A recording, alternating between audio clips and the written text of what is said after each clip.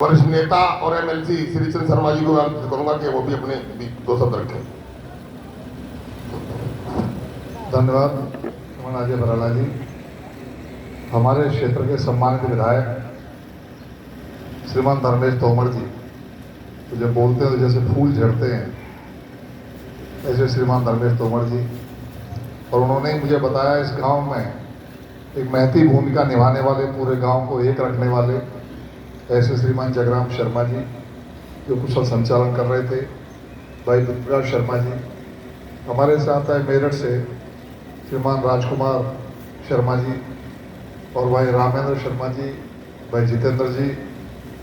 यहाँ से श्रीमान सुदेश कुमार शर्मा जी, भाई देवेंद्र शर्मा जी, श्री सुनील शर्मा जी इंस्पेक्टर साहब, भाई राहुल शर्मा जी आरआई साहब, श्री हेमंत शर्मा जी, भाई धीरज शर्मा जी और उपस्थित सभी बुजुर्गों, युवा साथियों। बहुत सारे लोगों के नाम मैं नहीं ले पाया हूँ।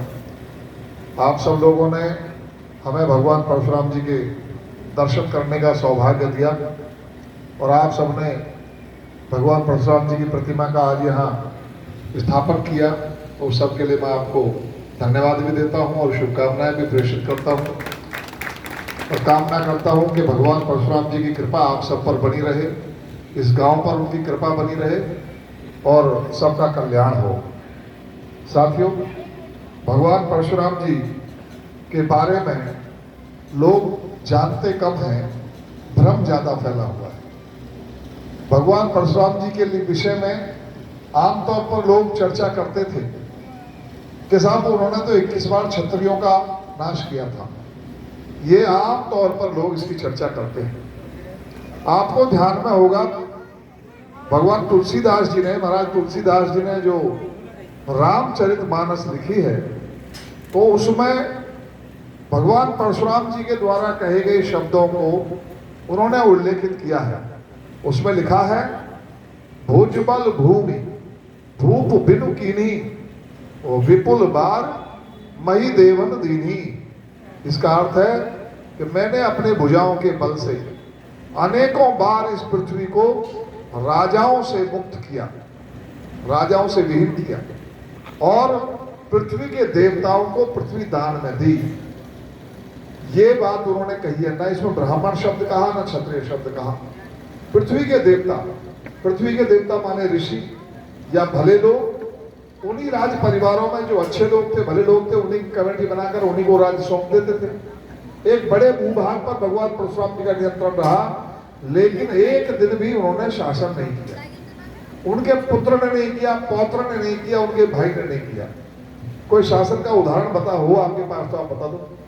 ऐसे भगवान परशुराम जिन्होंने समाज में बदलाव लाने का काम किया।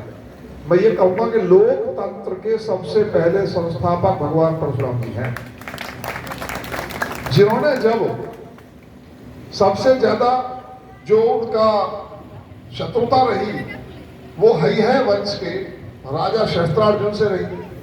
सहस्त्रार्जुन के वध के बाद उन्होंने राज्य किसको सौंपा? उसकी पत्नी और उसके बेटे को कमेटी बनाकर और उसके महामंत्रियों को मिलाकर उस समिति को राज्य सौंपा।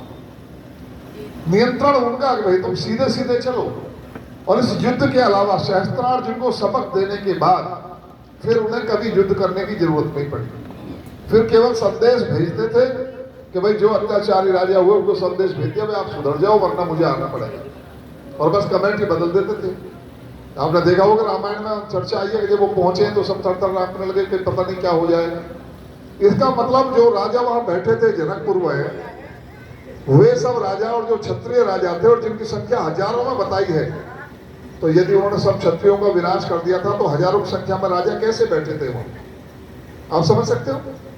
तो ये कहना कि उन्होंने क्षत्रियों का विनाश किया, ये बिल्कुल बेहुदा बात है और गलत ढंग से प्रचारित की गई है। ये ऐसा है जैसे आप ये कहने लगो कि ऐसा व्यक्ति जैसे विकास दुबे जिसने 28 ब्राह्मणों की हत्या की, आप उसे ब्राह्मण कहोगे? जिसने शुरुआत संतोष शुक्ला की हत्या से की, उसने थाने में संतोष शुक्ला को मारा। जिस प्रिंसिपल ने उसे पढ़ाया था उस प्रिंसिपल को मारा। जिसने 28 ब्राह्मणों की हत्या की वो अत्याचारी था कि नहीं था? और उसका एनकाउंटर हो जाए, जिसने 8 पुलिस वालों को मारा, उसमें इंस्पेक्टर भी ब्राह्मण था, वो भी मारा गया। और वो सीईओ जो था वो ब्राह्मण था। उसके पैर कुल्हाड़ी से काट दिए मारने के बाद। तो वो कैसा ब्राह्मण था कि उसके मरने पर आप प्रलाप करें या शोक व्यक्त करें। ऐसे ही वो लोग हैं जो अत्याचारी राजाओं के लिए अपनी भावनाओं को जोड़ते हैं और ये समझते हैं कि ये वो उच्च समाज से हैं। और देखिए हमारे धर्म इतिहास में तमाम उदाहरण हैं। अनेकों बार जो राज्य करने वाले लोग थे, जैसे राजा उत्तानपाद ब्राह्मण थे, राज्य करने लगे, क्षत्रिय हो गए। उनके पुत्र ध्रुव राज्य करने लगे, वो क्षत्रिय रहे। इसी तरह विश्वामित्र क्षत्रिय थे, तपस्या की, ब्राह्मण हो गए और उनकी संतानें कौशिक ब्राह्मण है। अनेकों उदाहरण आपको मिलेंगे कि जब तक वो तपस्या कर रहे हैं तो ऋषि हैं, ब्राह्मण हैं, और जब राज्य करने लगे तो क्षत्रिय माने गए कि अब ये क्षत्रिय हैं। अनेकों हजारों उदाहरण हमारे धर्म में, हमारी व्यवस्थाओं में हैं। तो इसलिए किसी है, अब हम ये कहने लगे कि हम 10,000 साल पहले जब हमारे धर्म की व्यवस्था थी उस समय भी हम ब्राह्मण थे, कह नहीं सकते। हो सकता है हमारे बुजुर्ग राज्य करते रहे हों, हम उस समय क्षत्रिय कहे जाते हों, आज हम ब्राह्मण कहे जा रहे हैं। तो इसलिए विस्थायी रूप से नहीं कह सकते।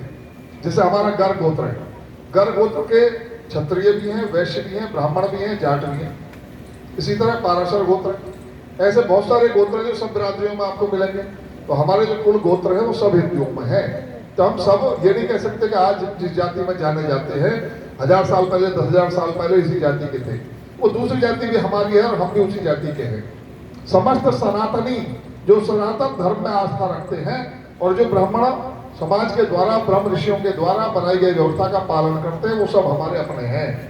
ये भावना के साथ हमें आगे बढ़ने की आवश्यकता है। और दूसरी एक बात मैं और कहता हूँ, आज मैं खुल के आपसे ये बात कहूंगा।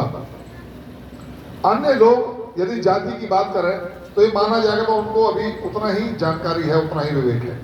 लेकिन हिंदू धर्म के संचालन की जिम्मेदारी किस पर है, मैं आपसे पूछता हूँ। कोई एक व्यक्ति मुझे बताओ कि हिंदू धर्म के संचालन की जिम्मेदारी किस पर है? बताओ, कोई बताइए, हिंदू धर्म के संचालन की जिम्मेदारी किस पर है? किस पर है? जोर से बोलो ना, हल्के से क्यों बोल रहे हो? ब्राह्मणों पर। ब्राह्मण समाज का काम है हिंदू धर्म का संचालन करना। और यदि ब्राह्मण ही छोटे दायरे में अपने आप को बांध लेगा कि हम तो केवल जाति के हैं, वो भी एक जाति बन जाएगा, तो फिर हिंदू धर्म की चिंता कौन करेगा, ये मुझे आप बता दो। हिंदू धर्म को गाइड कौन करेगा? हिंदू धर्म को मानने वाले जो समाज के लोग हैं उनका मार्गदर्शन कौन करेगा? कोई और समाज है क्या? साधु सन्यासी बने हैं समाज में सहयोग करने के लिए, हिंदू धर्म के संचालन में सहयोग करने के लिए, लेकिन मार्गदर्शन का काम, दिमाग का काम तो ब्राह्मण के जिम्मे है ना। ब्राह्मण को मस्तिष्क कहा गया, क्षत्रिय को भुजा कहा गया, वो सब आप जानते हो। तो इस व्यवस्था के अनुसार जब समाज को चलाने की जिम्मेदारी हमारी है तो हमको भ्रमित नहीं होना है, हमको सन्मार्ग पर चलना है, धर्म का पालन करना है, धर्म का पालन करते हुए आगे बढ़ना है। साथियों, ब्राह्मण हूँ, तिलक भी लगाता हूँ, चोटी भी रखता हूँ, जनेऊ भी पहनता हूँ, कलावा भी पहनता हूँ। जो हिंदुत्व के ब्राह्मण के लक्षण है उनको पालन करता हूँ, आपको भी करना चाहिए। जब मैं विधायक होते हुए नहीं शर्माता, आप क्यों शर्माते हो भाई? ब्राह्मणों के सारे चिन्ह आपने गायब कर दिए।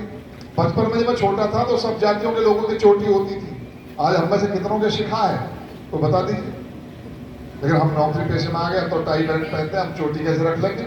सबको शिखा रखनी चाहिए, चाहे छोटी रखो पर शिखा होनी चाहिए। शिखा, सूत्र, तिलक, जनेऊ, ये हमारे धर्म के निशान है, ये सबको पहनना चाहिए, सभी जाति के हिंदुओं को। ये सभी जाति के हिंदुओं के लिए है, हिंदू धर्म के निशान है ये, और इनके अपने लक्षण हैं, इन सबका कारण है। ये ऐसे ही नहीं है, इनके सबके कारण है। अभी आप पीपल का पेड़, आप सबने इसको कलावा बांध रखा है, आप सब समझते होंगे। अब तो आध्यात्मिक युग है, वैज्ञानिकों ने बता दिया कि पीपल की पूजा क्यों की जाती है, क्योंकि ये 24 घंटे ऑक्सीजन देता है। 24 घंटे ऑक्सीजन देता है, इस नाते इसकी पूजा की जाती है। पर बच्चों से ये कहते हैं भाई इसके नीचे मत बैठना, इसके नीचे मत सोना, इस पर भूत निवास करते हैं। क्यों कहते हैं, क्यों डराते हैं? पीपल की जड़ों को ऐसे ही दबा के रखना चाहिए जैसे ये दब रही है। पीपल का पेड़ की जड़ें जो वो कार्बन डाइऑक्साइड छोड़ती हैं, तो उसकी जड़ें दबी रहनी चाहिए। उसके पत्ते ऑक्सीजन देते हैं, अगर इसकी जड़ में यदि बैठेंगे तो हमें ऑक्सीजन नहीं मिलेगी, उस हमें बेहोशी हो सकती है। इसलिए कहा जाता है उसकी जड़ें दबी ना, उसके नीचे ना बैठना। पीपल को पूजनीय ना बनाते तो इतना लंबा ना चलता। तो इसलिए जो हमारे बुजुर्गों ने लक्षण बताए उनका पालन करते हुए आगे बढ़े। 2-3 बातें और कहना चाहूंगा साथियों। हमें ये भी देखना पड़ेगा, मैं अक्सर देखता हूँ तो ब्राह्मण सभाओं में तो अक्सर लोग ये कहने लगते हैं भाई जाति के आदमी का साथ दो, मुझे तो बड़ी खुशी हुई कि अभी विधायक जी ने बताया कि यहाँ जाति का व्यक्ति लड़ रहा था, तब भी ब्राह्मणों ने एक वोट भी उसे नहीं दी, सारे ने वोट मुझे दी।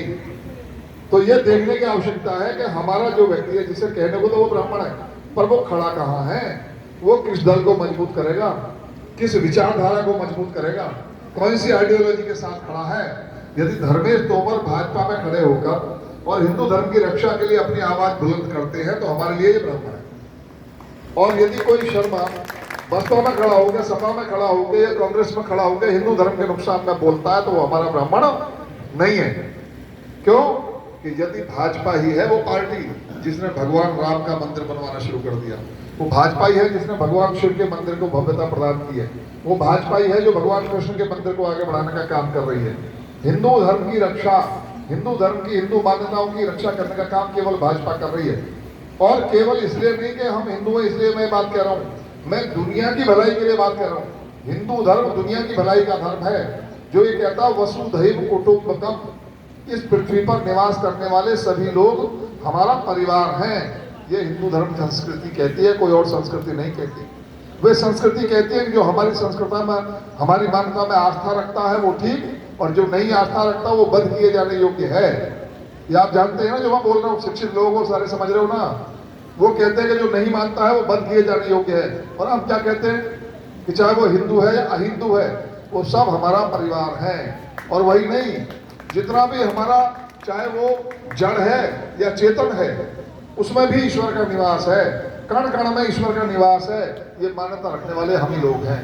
हम ही कहते हैं कि सर्वे भवन्तु सुखिनः, सर्वे सन्तु निरामया, सर्वे भद्राणि पश्यन्तु मा कश्चित् दुर्भाग् भवेत्। सभी सुखी हों, सभी निरोगी हों, सभी एक दूसरे के साथ अच्छा व्यवहार करें, भाई जैसा व्यवहार करें, ऐसा कहने वाली संस्कृति हमारी है।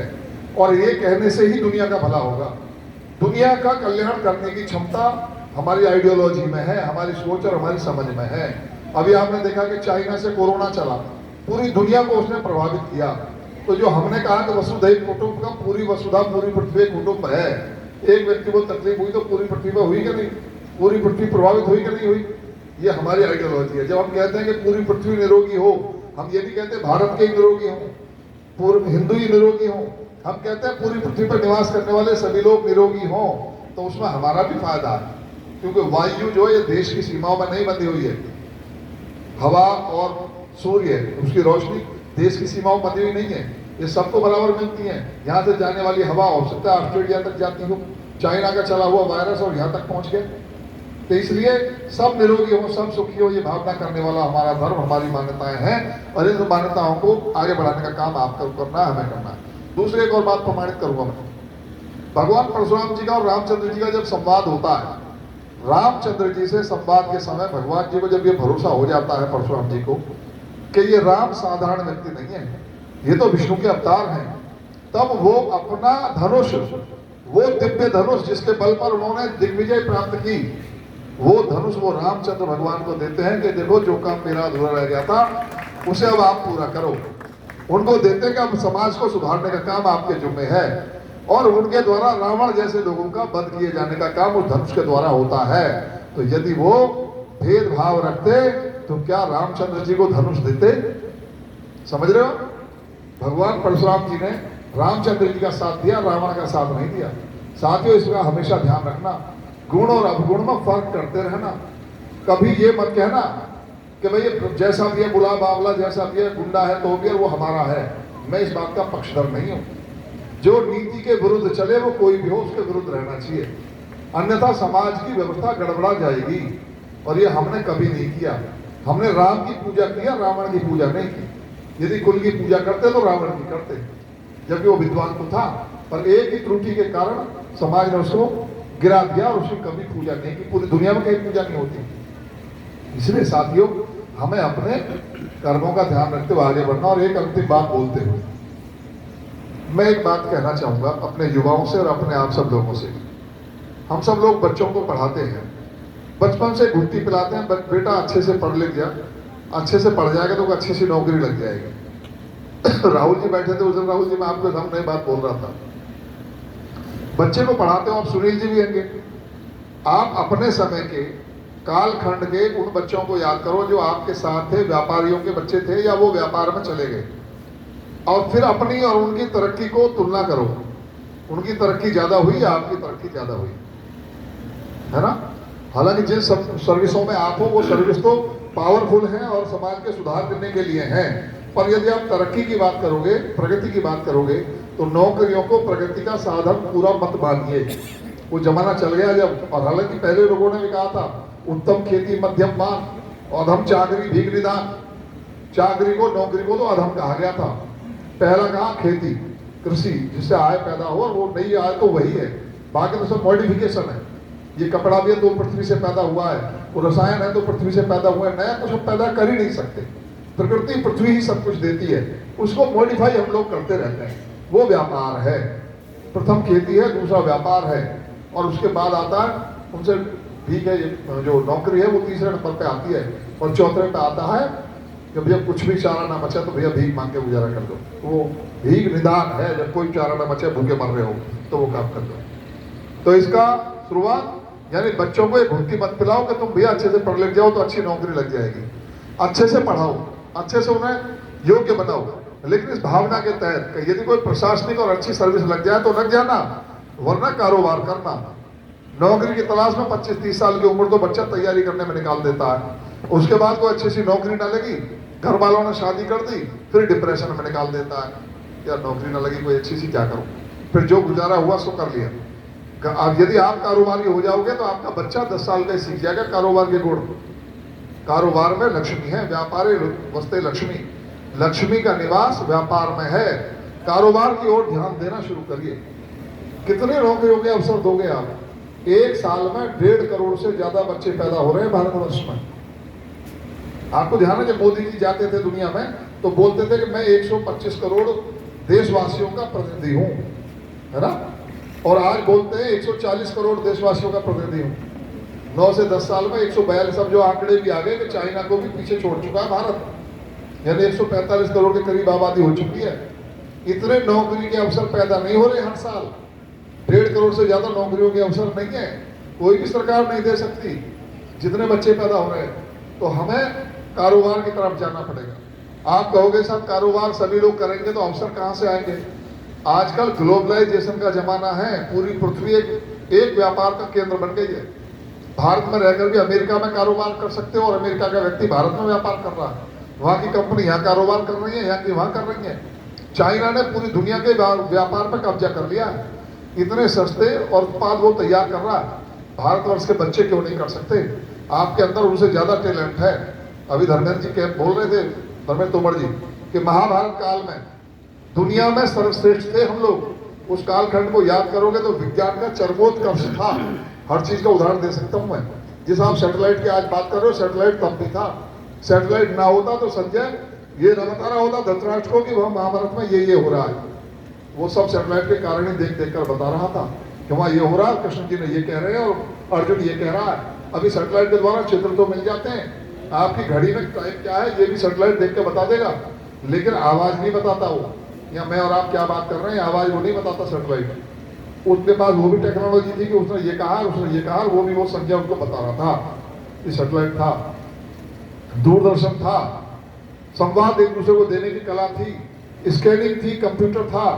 आपको ध्यान होगा जब वो कहता बरबरी, कृष्ण जी पूछते हैं कि तुम्हारे पास क्या कला है, क्या योग्यता है? तो कहता है ये सामने जो वृक्ष है इसके सारे पत्तों को छेद कर मेरा तीर वापस मेरे तर्कस में आ जाएगा। बोले करके दिखाओ। उसने संधान किया। संधान करते समय उसकी आंख बचाकर एक पत्ता तोड़कर कृष्ण जी ने अपने पैर के नीचे रख लिया। उसने जब तीर को कमांड दे दी और तीर छोड़ दिया तो सारे पत्तों को छेद कर उस पत्ते पे भी आ गया जो कृष्ण जी के पैर के नीचे था। कृष्ण जी ने पैर बचाया, उसको छेद कर वापस वो तीर तर्कस में आ गया। ये कला थी। आज जो गाइडेड मिसाइल है वो और क्या है? गाइडेड मिसाइल जिसमें कमांड दे दी जाती है कंप्यूटर में कि ये विमान जा रहा है, इसको तुम्हें भेजना है। फिर वो विमान चाहे ऊंचा जाए, नीचा जाए, टेढ़ा मेढ़ा कैसे ही जाए, मिसाइल पीछा नहीं छोड़ती। ये कला भारत के पास थी। एक आदमी में कितने उदाहरण दे सकता हूँ कि हर क्षेत्र में विज्ञान में भारत आगे था। उन्होंने सूक्ष्म में ये बात कही कि भारत फिर से विश्व गुरु बने, इसकी जिम्मेदारी हमारा आप सब पर है।